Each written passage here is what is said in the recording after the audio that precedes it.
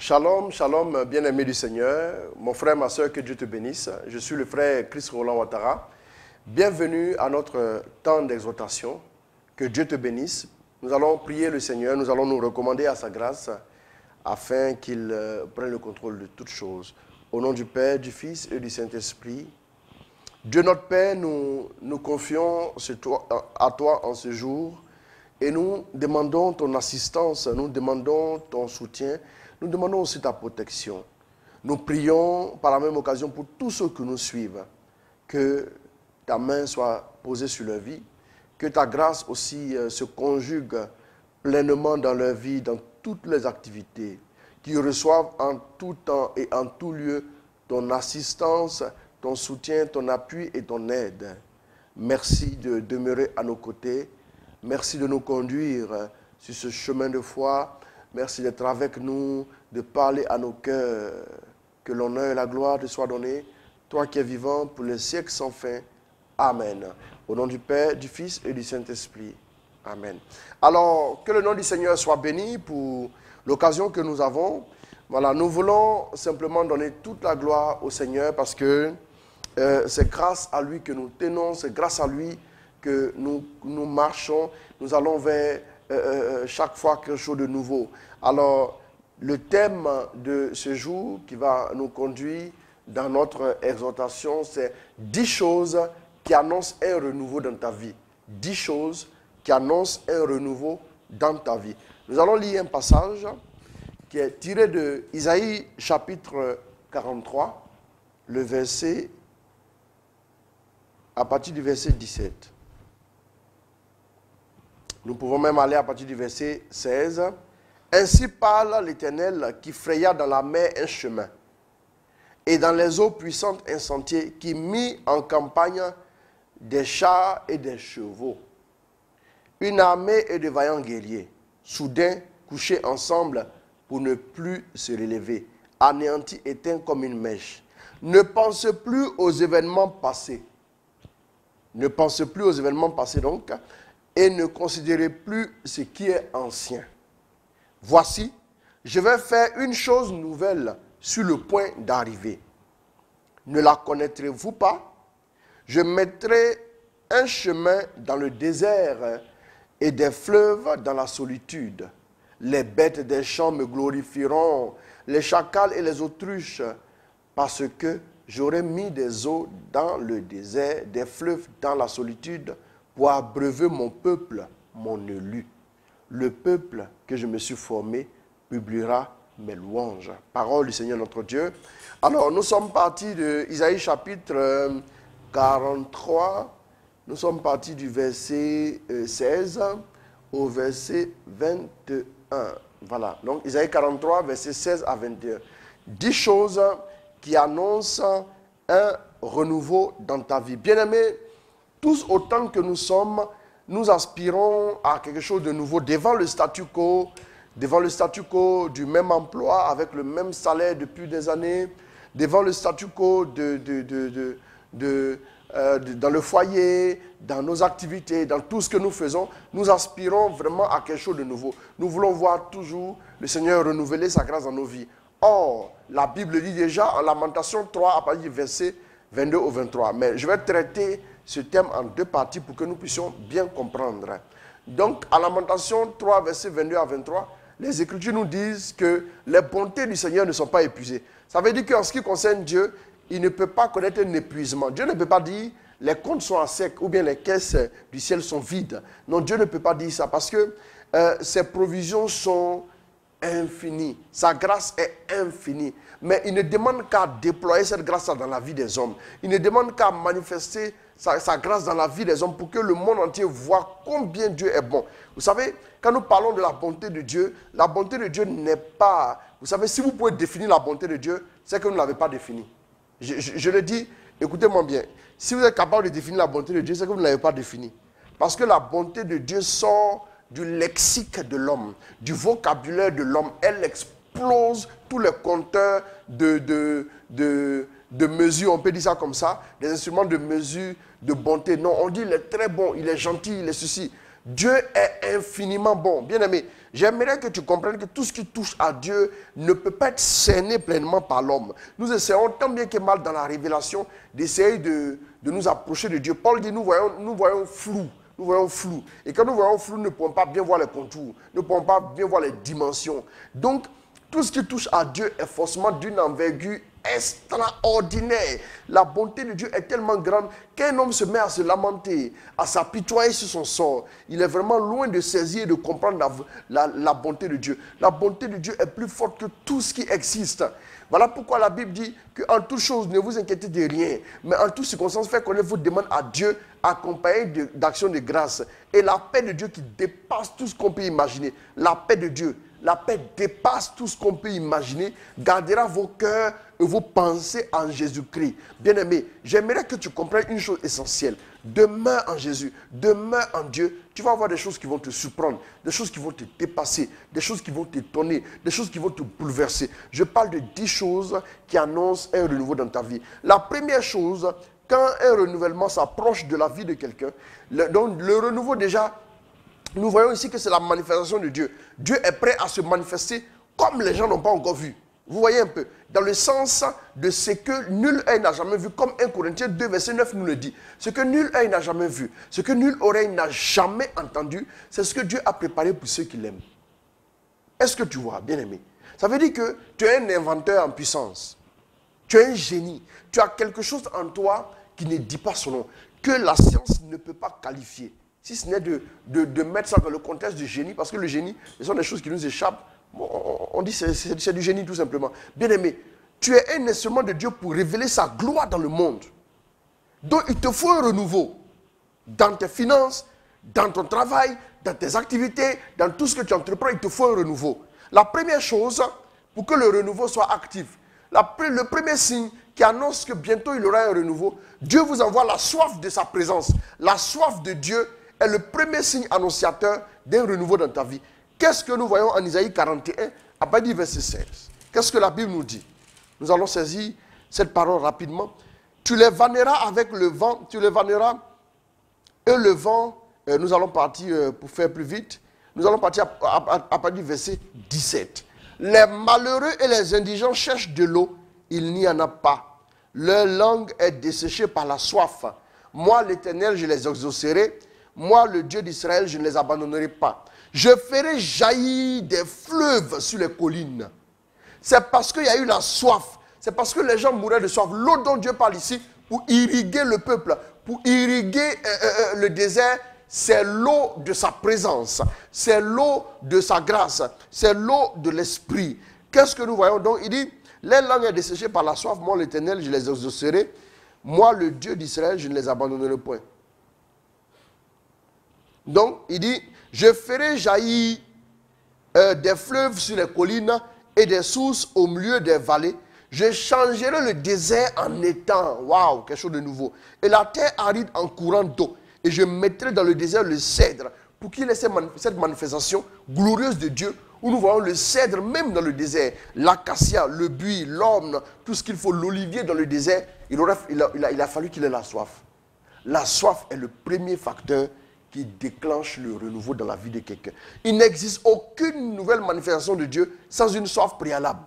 Il n'existe pas un réveil spirituel quelconque sans qu'il ait eu la soif. Quand des gens sont assoiffés, ils se retirent, commencent à crier qu'ils ont soif, ils sont désespérés, ils veulent voir quelque chose de nouveau. Là, le renouveau arrive.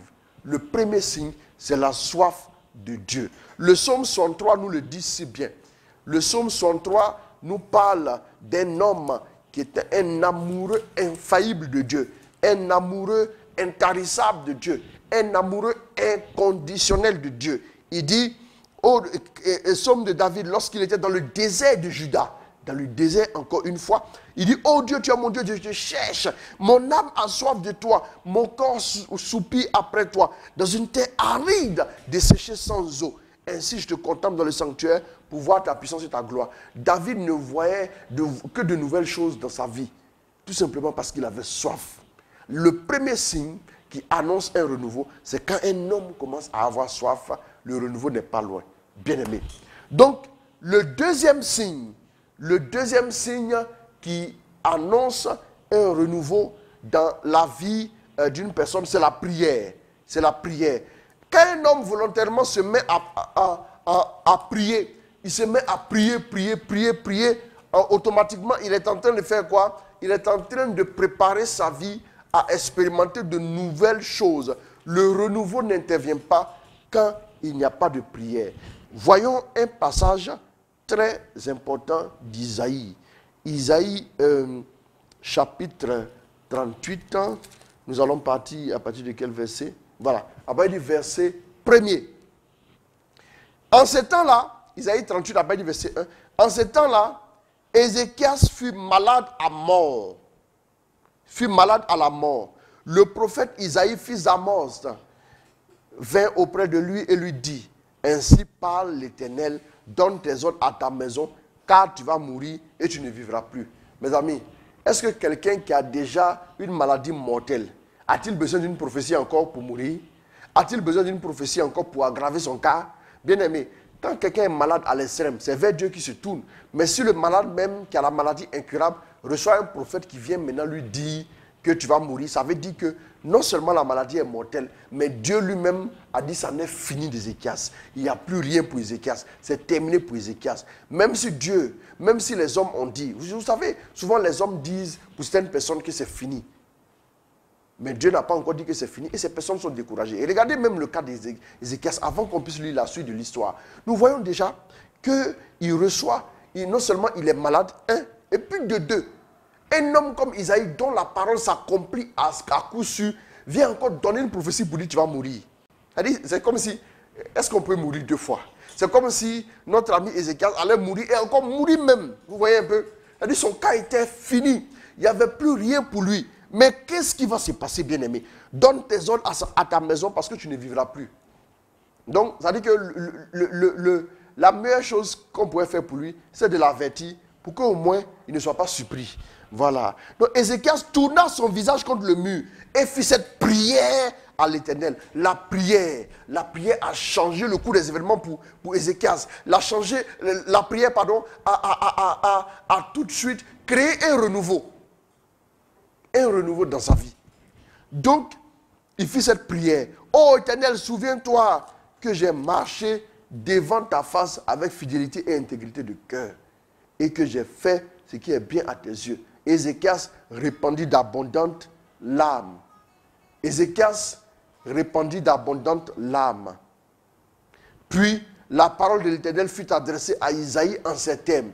Donc, vous voyez que Ézéchias tout de suite fait quoi? Il se retourne vers le mur et il commence à prier. Il prie, bien aimé. Quand un homme prie quelque part, le renouveau n'est pas loin de lui. C'est aussi une voie par laquelle le renouveau de Dieu se manifeste dans la vie des hommes. Des hommes ont prié dans des pays et le renouveau de Dieu est arrivé. Des hommes comme Evan Roberts au pays de Galles ont prié pendant des années. Et il y a eu un bouleversement extraordinaire dans cette contrée. Même dans les bars, les gens tombaient à genoux et voyaient la gloire de Dieu. Donc il pria. La Bible dit, Ézéchias tourna son visage contre le mur et fit cette prière à l'Éternel. Ô Éternel, souviens-toi que j'ai marché devant ta face avec fidélité et intégrité de cœur et que j'ai fait ce qui est bien à tes yeux. Et Ézéchias se répandit d'abondantes larmes. Puis la parole de l'Éternel fut adressée à Isaïe en ces termes. Va et dit à Ézéchias, ainsi parle l'Éternel. Le même Dieu qui a dit c'était fini, le même Dieu fait un renouveau. Waouh! Va et dit à Ézéchias, ainsi parle l'Éternel, le Dieu de David ton père. J'ai entendu ta prière, j'ai vu tes larmes. Il dit, j'ai entendu ta prière, j'ai vu tes larmes. Il dit quoi? Voici, j'ajouterai à tes jours 15 années. Waouh! Je te délivrerai, toi et cette ville. La prière de Ézéchias a donné non seulement une espérance pour lui, mais elle a donné une espérance pour la ville. Il dit, je te délivrerai, toi et cette ville, de la main du roi d'Assyrie. C'est Sennacherib, nous connaissons son histoire, c'est le roi d'Assyrie. Voilà, et je protégerai cette ville, et voici de la part de l'Éternel, le signe auquel tu connaîtras que l'Éternel accomplira la parole qu'il a prononcée. Je ferai reculer de 10 degrés en arrière, avec le soleil, l'ombre des degrés qui est descendu sur les degrés d'Akaz. Ça, c'est le verset 7 à 8. Bien-aimés. Qu'est-ce que nous voyons ici? La prière déclenche le renouveau. Nous pouvons voir aussi cela en 2 Rois 19, verset 14 à 20. Voilà. Et bien-aimés, il y a la prière aussi du cas de Manoah qui a prié en Juge 13, verset 8 à 21. Donc, le deuxième point qui déclenche le renouveau dans ta vie, c'est la prière. Le deuxième point annonciateur du renouveau, c'est la prière. Le troisième élément qui annonce un renouveau dans la vie d'un homme, c'est l'apparition de l'ange. L'apparition de l'ange. Qu'est-ce que nous voyons?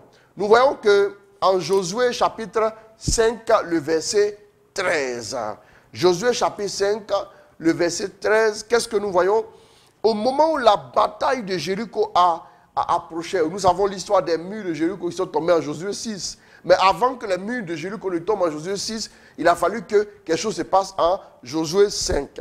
Pour qu'un renouveau se réalise dans la vie de quelqu'un, l'un des signes annonciateurs, c'est l'apparition de l'ange. L'apparition de l'ange. Quand l'ange apparaît, ça a été un renouveau pour l'humanité. Il annonce à Marie ce qui doit venir. Quand l'ange apparaît, ça a été un renouveau pour l'humanité. Il a roulé la pièce, il est assis dessus. C'est un renouveau, la résurrection. Quand l'ange apparaît, c'est encore une autre dimension, un autre renouveau. Qu'est-ce que nous voyons? C'est Jésus qui est enlevé et l'Esprit doit venir. Donc alors, il reste... c'est plutôt Josué. Je me suis arrêté sur le livre des juges. Voilà, rapidement. Nous allons trouver le livre de Josué. Voilà. Donc, nous voyons ici Josué 5, Voilà. Josué 5, très rapidement. Voilà. Josué 5, verset 13. Comme Josué était près de Jéricho, il leva les yeux et regarda. Voici un homme se tenait debout devant lui, son épée nue dans la main. Il alla vers lui et lui dit, es-tu des nôtres ou de nos ennemis? Il répondit, non, je suis le chef de l'armée de l'Éternel. J'arrive maintenant. Josué tomba le visage contre terre, adora et dit, qu'est-ce que mon Seigneur dit à son serviteur? Il attend maintenant les instructions du chef de l'armée parce que la bataille va être sanglante, terrible, la victoire va éclater. Dès que l'ange apparaît, c'est que c'est quelque chose de nouveau qui se prépare. Bien aimé, les anges ont été toujours présents. Je disais tout à l'heure que lorsque Jésus devait naître, un ange est apparu.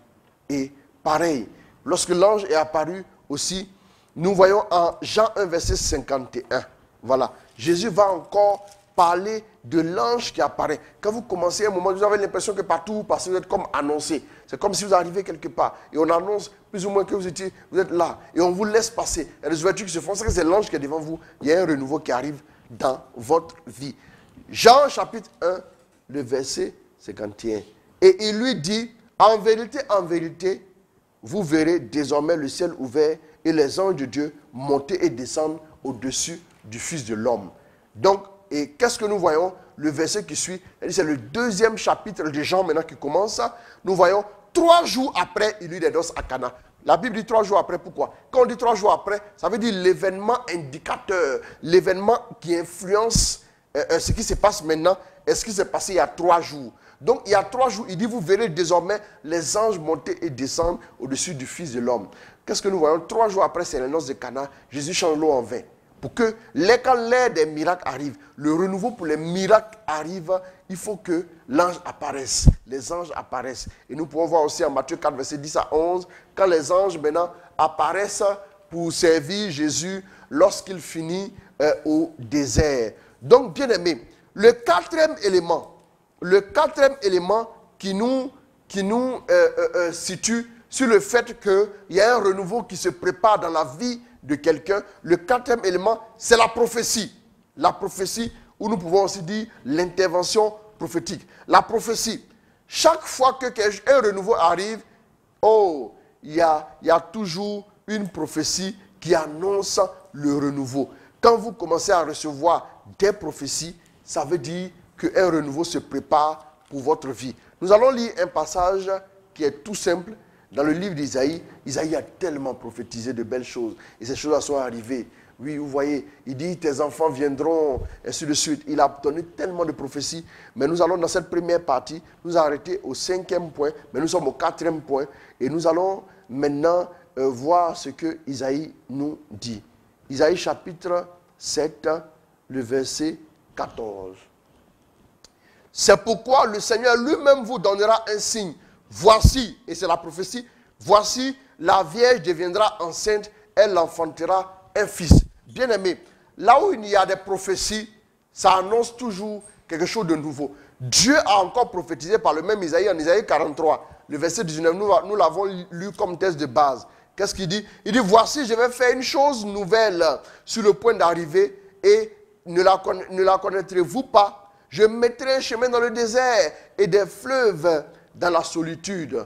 Les bêtes des champs me glorifieront, les chacals et les autruches, parce que j'aurai mis des eaux dans le désert, des fleuves dans la solitude pour abreuver mon peuple, mon élu. Dieu annonce une prophétie. Chaque fois qu'une prophétie est annoncée, nous avons traité un thème sur 7 étapes pour enfanter la prophétie. Nous aurons l'occasion de le refaire. Donc chaque fois qu'une prophétie est annoncée, chaque fois qu'une prophétie est révélée, c'est qu'elle annonce un renouveau. C'est qu'elle annonce un renouveau. Bien-aimé, il faut que tu comprennes, la prophétie est annonciatrice du renouveau dans la vie d'une personne, dans la vie d'un chrétien. Une prophétie annonce toujours une bonne nouvelle. Une prophétie annonce toujours un renouvellement. Dieu n'a rien fait de nouveau dans la vie de son peuple. Dieu n'a rien fait de nouveau dans la vie de ses enfants sans prophétie. La prophétie est importante. Oui, voilà pourquoi Paul dit aspirez aussi à la prophétie. C'est très important. Aspirez aussi à la prophétie. Ouvrez-vous aussi aux prophéties. Bien-aimés. Et Paul a dit un jour à son fils, ne néglige pas le don de Dieu qui est en toi, qui t'a été donné par l'intervention prophétique. C'est-à-dire, de façon prophétique, ça a été annoncé. Et aussi, nous voyons en Acte 13, verset 2, comment une prophétie a été donnée selon laquelle, mettez-moi à part Paul et Barnabé pour l'œuvre à laquelle je les destine. Bien-aimé, la prophétie est très importante. La prophétie vient pour exhorter, encourager, prédire aussi l'avenir. Elle est importante. Toute prophétie qui va dans un autre sens, faisons attention. Bien-aimé, Dieu sait quel projet de bonheur il a formulé pour nous. Il nous annonce que bientôt le bonheur arrive. Bientôt des choses intéressantes arrivent pour toi. C'est une prophétie. Et lorsqu'une prophétie est annoncée, elle est annonciatrice la plupart du temps. Une prophétie n'est pas donnée pour prophétiser juste. Mais elle est annonciatrice de quoi? D'un renouveau dans ta vie. Le 5e élément qui annonce un renouveau dans la vie d'un chrétien, c'est la manifestation de l'esprit. Nous le voyons directement en Actes des Apôtres. En Actes des Apôtres, le chapitre 1er, nous allons le lire. Voilà, nous allons le lire. Actes des Apôtres, chapitre 1er, le verset 8. Voilà. Nous voyons Acte 1, verset 8 qui nous dit « Mais vous recevrez une puissance, le Saint-Esprit survenant sur vous, et vous serez mes témoins à Jérusalem, dans toute la Judée, dans la Samarie, jusqu'aux extrémités de la terre. » Le moment verrouiller les portes. Jusqu'à ce que l'Esprit arrive. Et quand l'Esprit arrive, alors là, vous allez exploser. C'est quelque chose d'incroyable qui va se produire. Bien aimé, il n'y a pas de manifestation de renouvellement puissant sans l'intervention de l'Esprit. C'est quand l'Esprit se manifeste que nous voyons de nouvelles choses dans notre vie. Si tu es fatigué des choses que tu as vues jusqu'à présent, s'il n'y a rien eu dans ta vie jusqu'à présent, alors ouvre-toi à l'Esprit, ouvre-toi au Saint-Esprit et tu vas voir sa manifestation et tu verras de nouvelles choses. Nous allons voir Luc 24, verset 49 et nous allons prendre un dernier passage pour ce point et nous allons juste nous arrêter la première partie. Luc 24, verset 49. Qu'est-ce que nous voyons? Luc 24, verset 49, nous voyons tout de suite, il dit, et voici j'enverrai sur vous ce que mon Père a promis. Mais vous restez dans la ville jusqu'à ce que vous soyez revêtus de la puissance d'en haut. Pourquoi il met la restriction de ne pas bouger tant que l'Esprit n'est pas venu? C'est parce que l'Esprit qui est capable de faire de nouvelles choses. Allons-y rapidement en Isaïe 32. En Isaïe 32, et nous allons, juste pour cette première partie, nous arrêter pour ne pas que ce soit trop long. Isaïe 32, à partir du verset à partir du verset 15, qu'est-ce que nous voyons? Nous allons partir même à partir du verset 12. On se frappe le sein au souvenir de la beauté des champs. On dit au souvenir, ça dit maintenant, on est dans les difficultés parce qu'on se rappelle, oui, le bon vieux temps. Voilà, au souvenir de la beauté des champs et de la fécondité des vignes. Sur la terre de mon peuple croissent les épines et les ronces. Même dans toutes les maisons de plaisance de la cité joyeuse, le palais est abandonné. La ville est bruyante, la ville bruyante est délaissée. La colline et la tour serviront à jamais de caverne. Les ânes sauvages y joueront, les troupeaux y paîtront, jusqu'à ce que l'esprit soit répandu d'en haut sur nous. Ah, et que le désert maintenant se change en verger. Jusqu'à ce que, c'est-à-dire l'ancien prendra fin quand l'esprit arrivera et le renouveau sera initié. Quand l'esprit tombe sur la vie de quelqu'un, à un moment donné, quand tu sens que le Saint-Esprit commence à te bousculer, commence à descendre sur toi dans une autre dimension, ça veut dire que ça prépare quelque chose de nouveau. Il dit jusqu'à ce que l'esprit soit répandu d'en haut sur nous et que le désert se change en verger et que le verger soit considéré comme une forêt. Alors, la droiture habitera dans le désert et la justice aura sa demeure dans le verger. L'œuvre de la justice sera la paix. Le fruit de la justice sera le repos et la sécurité pour toujours. L'endroit sera embelli et renouvelé quand l'esprit va descendre à nouveau. Bien-aimé, quand l'esprit se manifeste, quand l'esprit descend sur la vie de quelqu'un, quand l'esprit touche et bouleverse quelqu'un, c'est le signe d'un renouveau. Voici les 5 premiers signes qui annoncent un renouveau dans ta vie. J'aimerais que tu retiennes cela et que tu médites là-dessus. Nous allons prier le Seigneur. Père, relâche quelque chose dans la vie de tes enfants. Bénis-les, visite-les, comble-les de toutes sortes de grâces et de faveurs, de bénédictions. Annonce-les des prophéties, manifeste-toi par le Saint-Esprit, crée en eux la soif, donne-leur de désirer la prière et même aussi, oui, d'aller encore plus loin avec toi. Que ton nom soit glorifié, toi qui es vivant, pour les siècles sans fin. Amen. Au nom du Père, du Fils et du Saint-Esprit. Amen. Que Dieu vous bénisse. Amen.